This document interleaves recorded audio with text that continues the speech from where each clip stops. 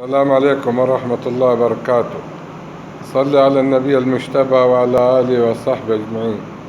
يا حبايبي، اللي يعاني من الربو أو السعال الشديد أو الحساسية الشديدة اللي في الصدر أو في الأنف، ما عليه إلا ياخد قدر صغير مقدار كوب موية ويغليه جيدا ويضع معاه الحبة السوداء ويستنشق ذلك البخار، بقدرة الله يذهب ما يجبه. وصلى الله على نبينا محمد وعلى آله وصحبه أجمعين.